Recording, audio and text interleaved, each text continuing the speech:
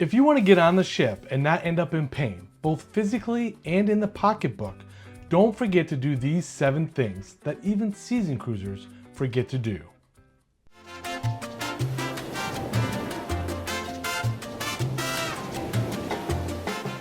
Don't forget your passport or birth certificate.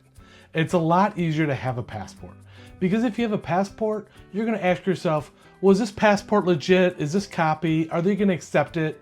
Do I need to have my marriage certificate because my last name changed? Do you know the McAllisters are going to France? Do you know if it's cold there? Do these vans get good gas mileage? You're going to want your passport because all those questions go out the window. How fast does this thing go? Does it have automatic transmission? Does it have 4-wheel drive? Not only that, but you're going to be able to disembark the ship much quicker.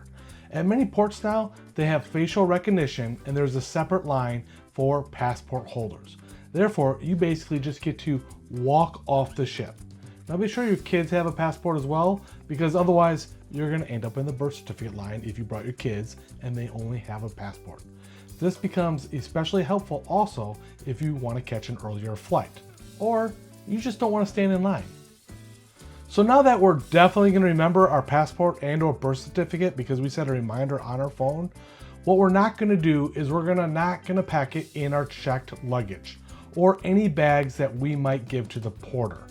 It's not going to do us a lot of good to get on the ship if our passport and or birth certificate documents are in the bags that we give to the porter. You won't be able to get on them. They might be able to find the bags after they're on the ship, but that doesn't always happen and you'll be denied boarding. So be sure to actually have your boarding documents such as your passport and or birth certificates in a backpack that you carry with you. Now that's not the only thing that should be in there. The third tip is go ahead and include your swimsuit and or trunks in that same backpack. Perhaps even evening clothes.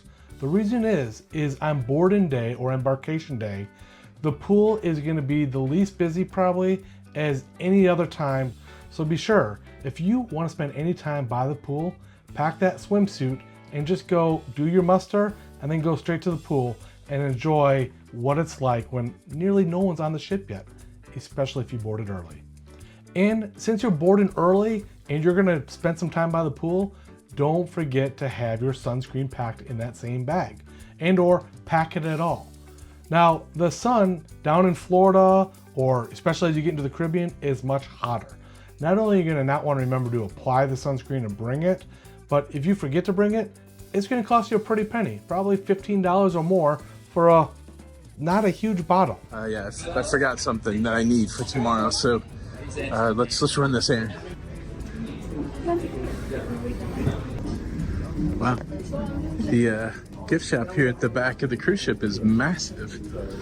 Hopefully I can find what I'm looking for.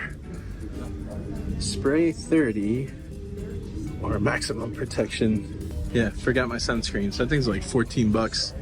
But that's sometimes the price you have to pay. So go ahead, pack that in your backpack on embarkation day, so that way you have some protection and you don't end up in discomfort because you got sunburn on day one. Instead, you can see all the other people that ended up getting sunburn on day one. And this fifth thing that you don't want to forget to do will save you hundreds, if not thousands of dollars if you do this. All right, first things first, turn your phone on airplane mode. Yeah, I'll figure it out. And that is putting your phone on airplane mode. It seems like such a simple thing to do, but then again, it's not terribly hard to forget if you're enjoying a couple of drinks and or in the pool having fun right away. You're gonna wanna put this on airplane mode so you don't get the roaming at sea. Now, you might be thinking, well, I have the international or the roaming cruising at sea package by AT&T or someone like that.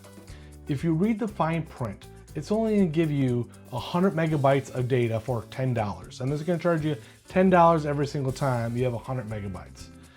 You're gonna reach that several times. And if you really read the fine print, they might even shut your phone off completely after 10 times or $100. And then you're not gonna be able to use it until you call them, which might be kind of challenging to do until you get back on land.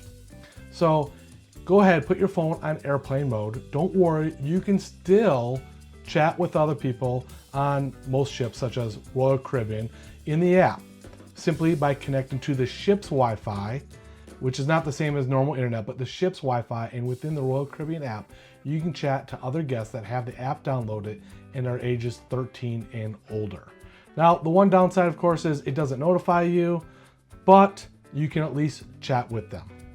And if you want to know how I got the internet for as cheap as $10 a day, be sure to watch this video at the end. Now, if you're getting any value out of this, be sure to like and subscribe to stay up to date with other tips, such as knowing how to put on a luggage tag or putting your luggage tag on before you get to the port, assuming you're going to give your luggage to the porters. Now, I typically travel only with a carry-on size, at least just when the wife and I travel. And if I'm doing that, I still might be giving my carry-on size luggage to the porter, especially if I have an early embarkation time. If I board in later, like let's say 1 o'clock or 2 o'clock, you don't necessarily have to use the porter. And the main reason for this is your rooms are probably gonna be ready or just about. But what you don't wanna do necessarily is always rely on the porters or the paper copies and not using the special holder. You can watch that over in this video at the end. But if you're gonna put the luggage tags on before, make sure you use that special holder. I have it linked in the description. And that way you don't have to worry about it getting tagged, or that way you don't have to worry about getting it ripped off or wet if it happens to be raining. Now, if you did forget to pack your tags, the porters do have some. So there is that, but I prefer just have all that done and get on the ship a little bit quicker. Now, if you're boarding a little bit earlier, that's probably because you know about my next tip. And if you check in early, such as the very first day, you're gonna be able to get one of those early boarding times of like 10:30 a.m. or 11. Now, not only do you wanna check in on the first day, but if possible, check in with the first few hours. So let's say check-in opens up on the 15th. You might wanna check in at midnight or 12:01 a.m. on the night that it opens. Now, this is gonna be in whatever ship time is or whatever time zone that the ship leaves out. So if it's in Florida and you're on the West Coast, that would be like 9 p.m. Pacific Standard Time and 12 a.m. Eastern Standard Time of when you're able to check in. Now, if you're able to check in at 10:30 or 11 a.m., the key becomes that much less valuable, and it's probably not worth it. And you can learn all the reasons why right here, why you might not want to get the key. Be sure to like and subscribe on your way out. This is Brian, Tips for Cruisers.